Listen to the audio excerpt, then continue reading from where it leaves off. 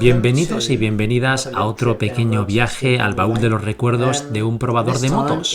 En esta ocasión es un ejemplar de MCN del 15 de noviembre del año 2006. El año en que pudimos probar la M1 Camel Yamaha de Rossi de MotoGP y bueno, las 4990 de MotoGP, incluyendo la RCV de Nicky Hayden, con la que ganó el campeonato del mundo ese año. También la Desmosedici de Sete Gibernau, aunque bueno, ese fin de semana corrió Bayliss como sustituto con ella y ganó, ¿os acordáis, no? Esa Desmosedici fue el modelo, la Desmosedici en la que luego se basó la Desmosedici RR de calle.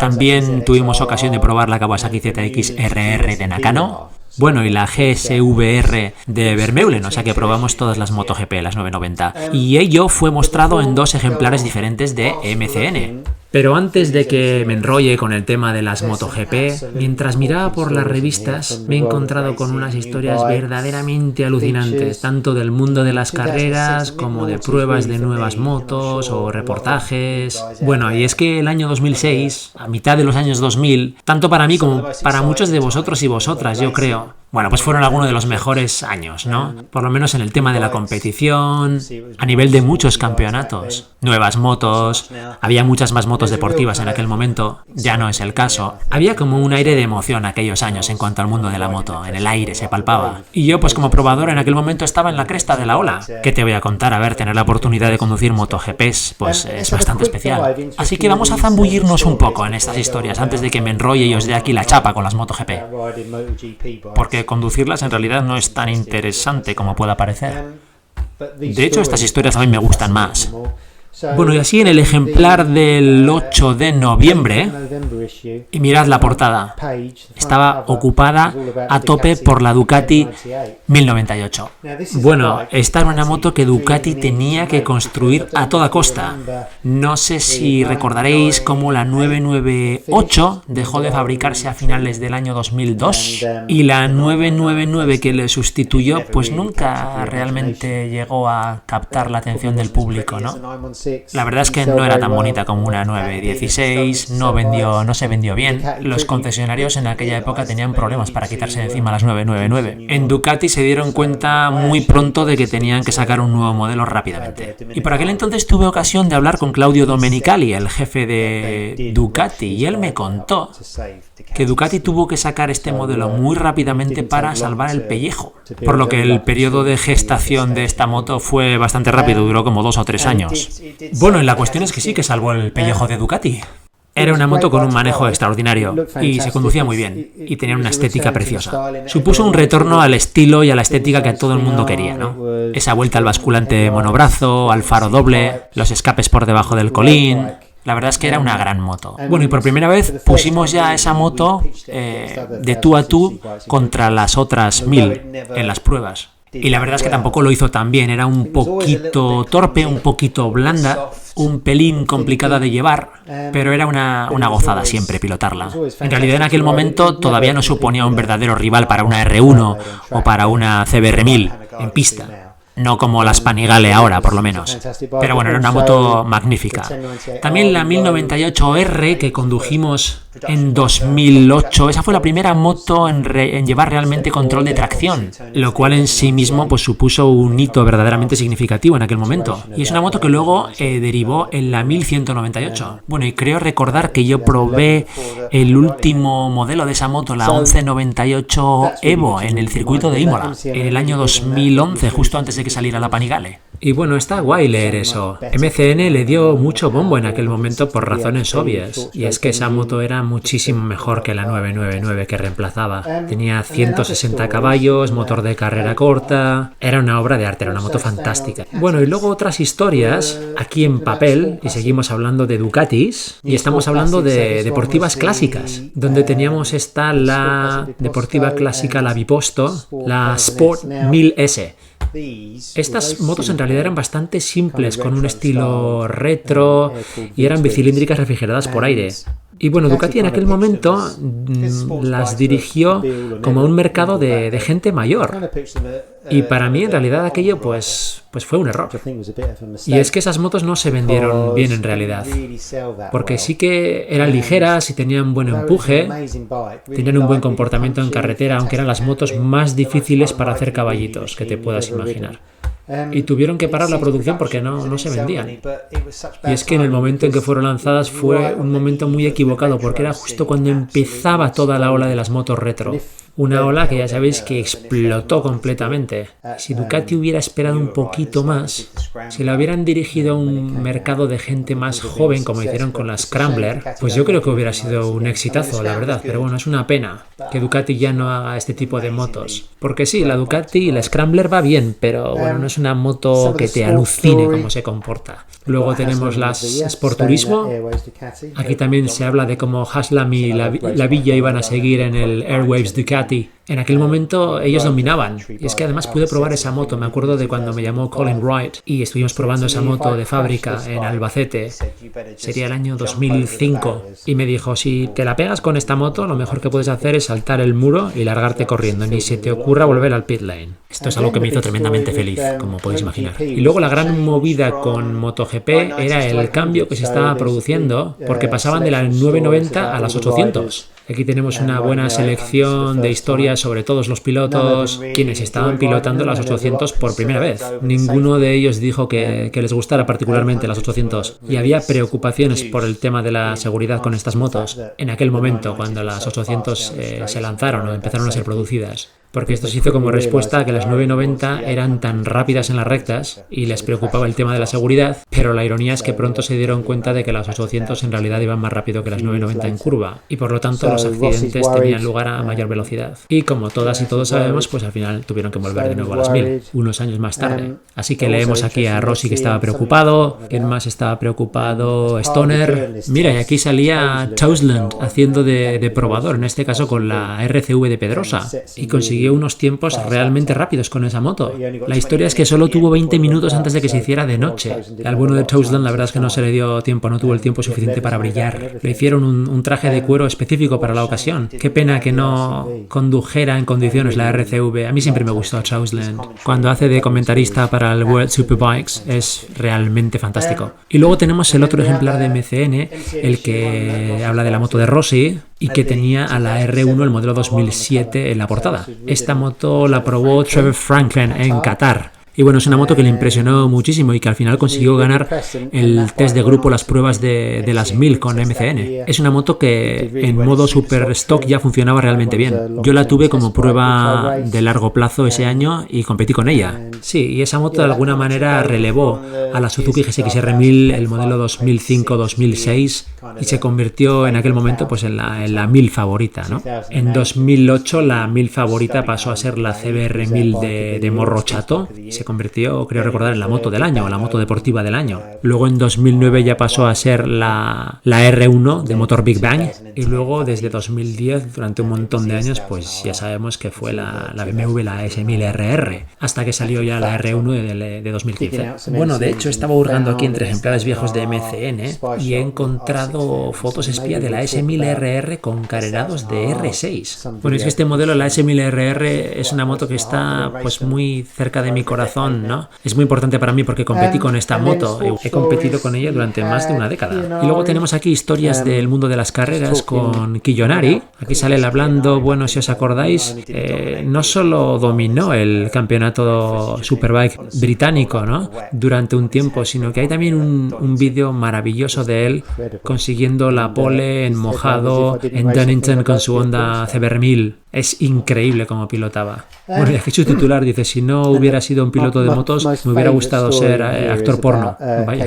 Pero la historia más famosa que tenemos aquí es Stoner admitiendo que ha tomado muchísimos riesgos al marcharse de Honda para irse a Ducati. Estamos hablando de los test de invierno del año 2006 y todos sabemos lo que ocurrió después en 2007, que llegó Qatar y dejó a todos tirados. Llegaba a la recta y parecía que él era el único que iba montado en una 1000 y los demás iban en 800. Y al final ese año se llevó el mundial. Y es que Stoner es una verdadera leyenda. Hay una entrevista muy buena con él en Gypsy Tales, en podcast y vídeo. Yo creo que es un gran tipo y que muchas veces no se le ha comprendido. Semejante talento, es una verdadera pena que todavía no esté ahí compitiendo ahora. Bueno, y en este ejemplar de MCN es que sale tan joven. Bueno, vamos a encender este cacharro otra vez. Bueno, venga, vamos a hablar de la moto de Rossi. Bueno, a mitad de los años 2000 tuvimos la oportunidad de conducir pues muchas motos de carreras de fábrica. Y esto, la verdad es que si retrocedemos un poco, creo que empezó con la figura de Alan Cathcart, quien ya conseguía pues tener experiencias de conducción muy exclusivas a bordo de motos de carreras. Y es que Alan, durante los 80 y los 90, tenía una relación muy especial con una serie de fábricas. Y yo creo que después de eso, pues empezó a ir todo ya pues rodado, ¿no? Me acuerdo de ver a pruebas con Matt Oxley, de verle estar probando las 500 y decir, ¡buah, qué pasada! Menuda experiencia tiene que ser eso. Y luego ya un poco más cerca de cuando entré yo, pues me acuerdo de Mark Potter y de cómo probaba también en las motos de carreras, ¿no? Me acuerdo de verle marcharse a Suzuka y ahí pues tenía la oportunidad de probar pues 500, ¿no? Por ejemplo, como la de Doohan. Me acuerdo que también probó la de Superbike de Edwards, la moto con la que corrió en Suzuka. Y bueno, pues durante el tiempo que he estado en MCN, he tenido la oportunidad de probar MotoGP yo también. Supongo que la primera moto de carreras de verdad que probé fue la 600 HM Plant de Carl Harris en Cadwell. Y luego, bueno, a lo largo de mi carrera en MCN, pues he tenido la oportunidad de probar MotoGP, 2,5 de Gran Premio, 500, Superbike, Super Sport, Resistencia, Británico de Superbike, de Super Sport, de Super Stock, TT. Es alucinante. Esto ya no ocurre apenas ahora. Lo primero, porque los fabricantes ya no ven el valor que pueda aportar esto, ¿no? No como lo hacía antes, ¿no? Sobre todo en el tema de MotoGP.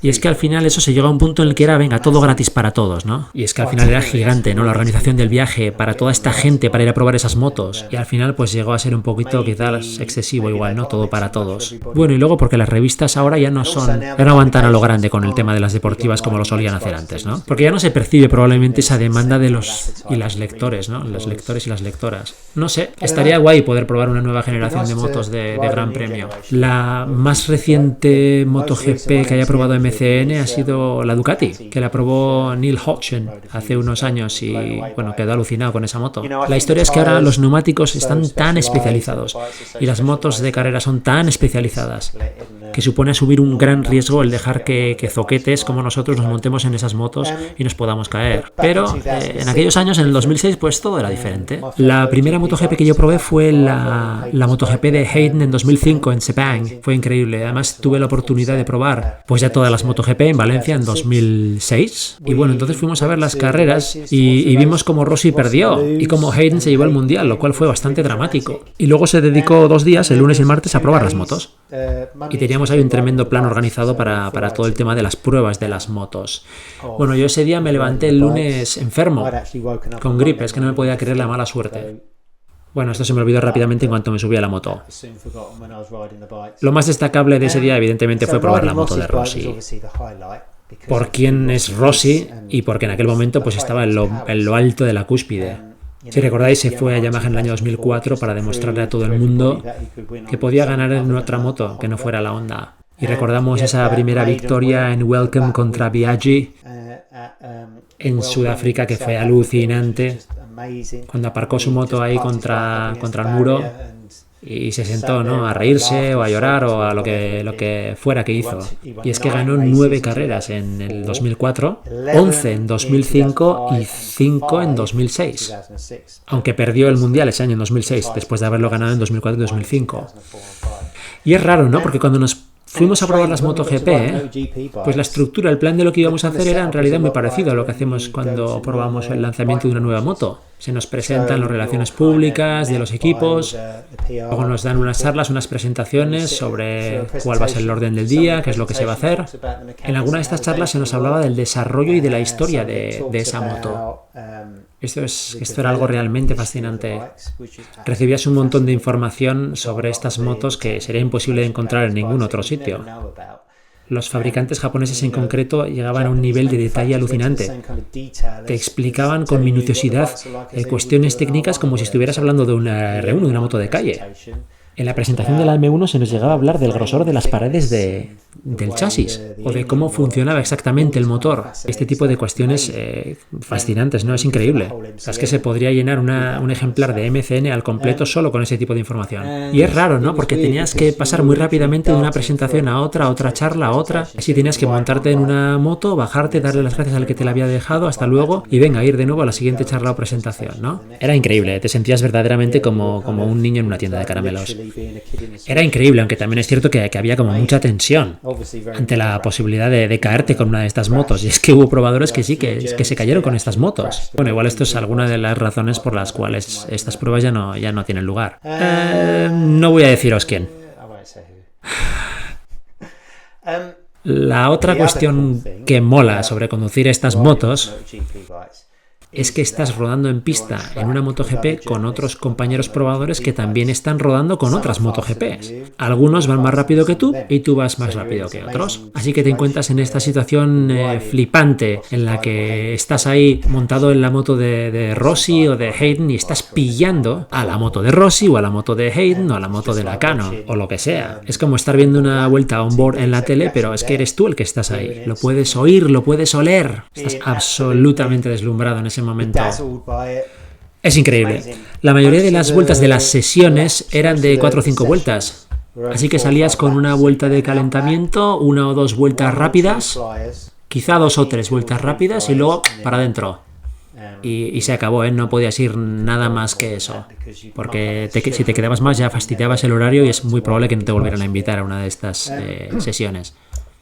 En las motos que montaban Michelin te podías montar y salir directamente sin ningún problema. Pero con las que montaban Bridgestone, si os acordáis, eran años en los que había diferente competencia de neumáticos en MotoGP. Pues con los Bridgestone en Valencia, como es un circuito de izquierdas, se sentía un poco insegura la moto en las curvas de derechas, porque casi no hay curvas de derechas. Y es muy fácil ver cómo esto ya supone un tremendo problema en MotoGP ahora mismo. Probablemente tuvimos suerte en que no hubiera más caídas. Y cuando el circuito va en sentido contrario a las agujas del reloj, te olvidas de las curvas de derechas, porque estás tan acostumbrado en el resto de circuitos en hacer tantas curvas a la derecha, que no puedes dar por sentado que vas a tener grip en las curvas de derecha. Entonces no te puedes entretener con estas motos porque tienes muy poco tiempo con ellas. Cuando pruebas una moto de estas tampoco te apetece ir muy despacio porque, bueno, no quieres que se te vea lento. Lo que quieres hacer es disfrutar de la moto, ¿no? Porque para eso estás ahí. Tampoco quieres evaluarla ni dar ningún tipo de feedback técnico porque en ese momento tú eres un pasajero de esa moto. Simplemente estás disfrutando esa experiencia. Y es curioso porque todas estas MotoGP tenían la misma personalidad que las motos Superbike de la misma marca, las motos comerciales. Y así la RCV de Hayden pues se percibía como una CBR1000, la ZXRR se sentía como una ZX10, la GSVR al ser V4 sí que se percibía diferente a la GSXR, que es un 4 en línea, pero aún así tenían una personalidad similar. La Ducati se sentía larga y baja como una 999, pero desprendía un calor tremendo, justamente te podías agarrar los semimanillares al cabo de unas pocas vueltas. El calor que desprendía ese motor era horrible. Cuando probamos la selección de MotoGPs de 200, en este caso la de Stoner, aquella Ducati campeona del mundo era capaz de girar a más de 20.000 revoluciones por minuto. Era de locos y el calor que desprendía aquel motor era simplemente inaguantable. No me quiero ni imaginar el calor que tenían que sufrir cuando corrían en Sepang o en países así húmedos. Y luego, por supuesto, la moto de Rossi, que se sentía como la mejor R1 de la historia, ¿no? Y es que aunque Rossi pueda no parecer muy grande con respecto a humanos normales, en realidad es mucho más alto que la media de estatura de un piloto de MotoGP. Así que al contrario que la moto de Nakano o que la Suzuki's, pues se sentía bastante espaciosa. El asiento tenía sitio para que te pudieras deslizar hacia adelante o hacia atrás. No te quedabas encajonado ahí. Se podía disfrutar esa moto.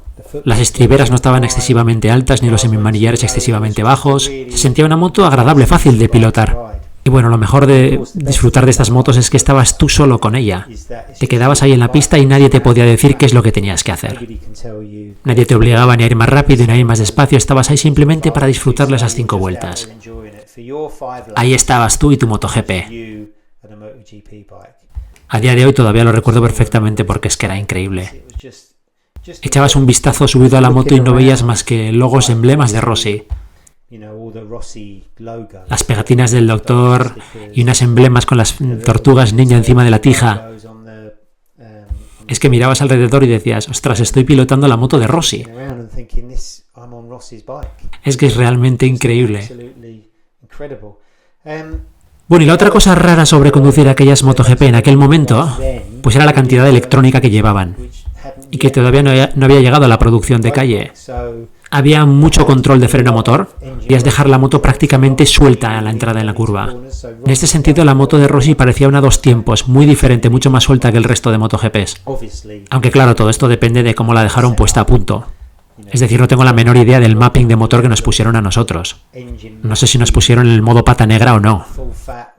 Pero bueno, después de haber probado muchas motos oficiales de fábrica, puedo deciros que para mí el denominador común es que son relativamente fáciles de pilotar, porque están calibradas de forma que no entreguen toda la potencia a las marchas más cortas. Se trata más de prevenir que de curar, mientras que en una moto de calle pues sí que tienes toda la fuerza en las marchas cortas abajo. Y eso hace que necesiten mucha electrónica para controlarlas, para controlar esa potencia. En MotoGP tienen la tecnología de los ingenieros para controlar ya todo eso desde el principio y ajustar la potencia justa para cada curva. Y por eso te montas en una MotoGP de estas y da la sensación de que no tienen fuerza en las marchas cortas.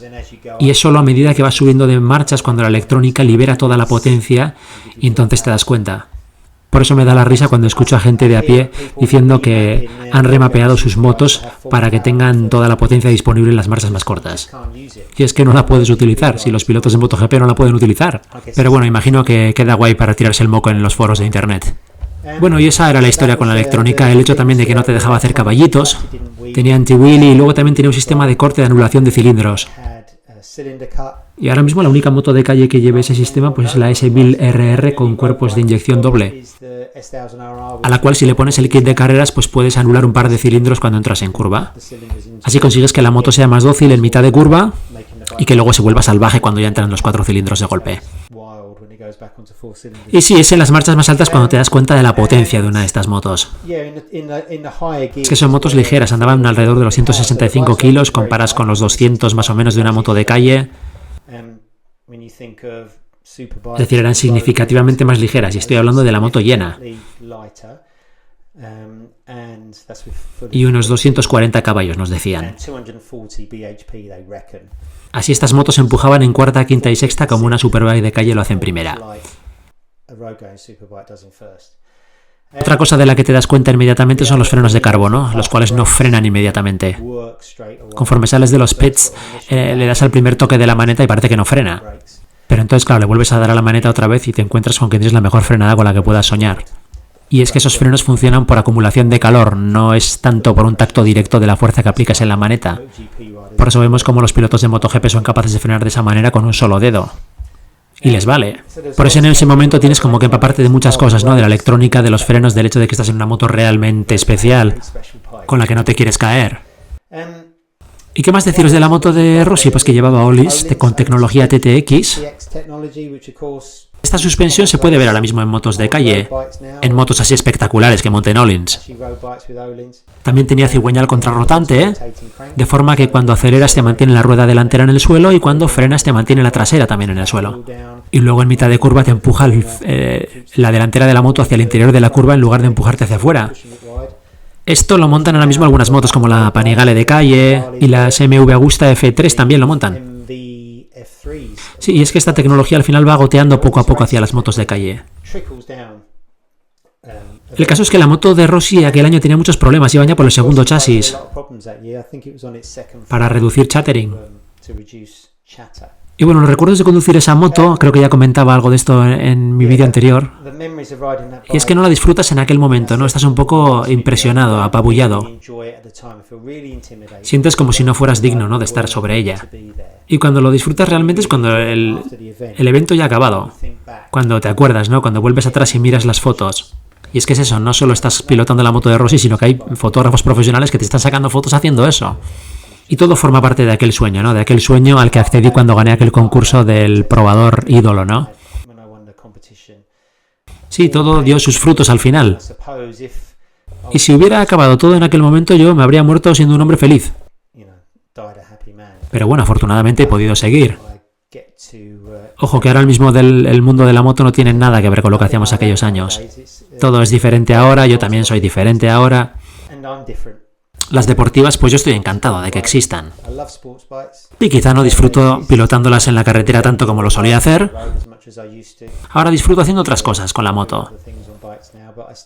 Pero estoy encantado de que sigan existiendo. Y bueno, ya lo vemos, se están muriendo. Y es increíble, ¿no? Porque vemos que hay mucha gente que parece estar encantada, ¿no? Que les alucina, que bien que se están acabando las deportivas.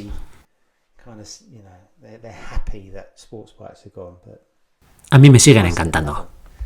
Creo que son bellas. Y tener la oportunidad de pilotar el máximo exponente de lo que es una moto deportiva, o sea, una MotoGP, pues es increíble.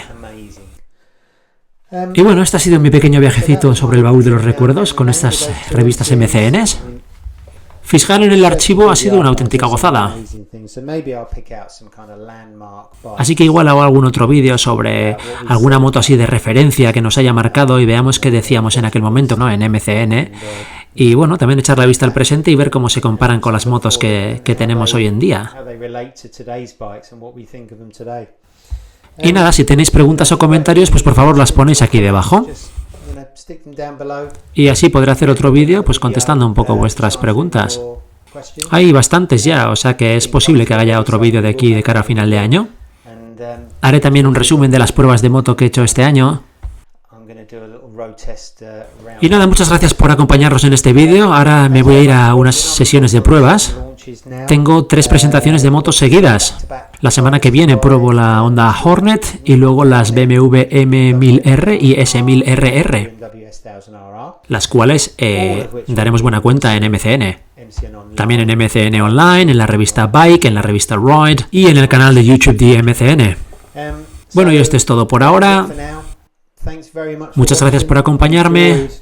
Ha sido una gozada fisgar por estos viejos papeles. Espero que esto haya evocado unos bonitos recuerdos en vosotros también.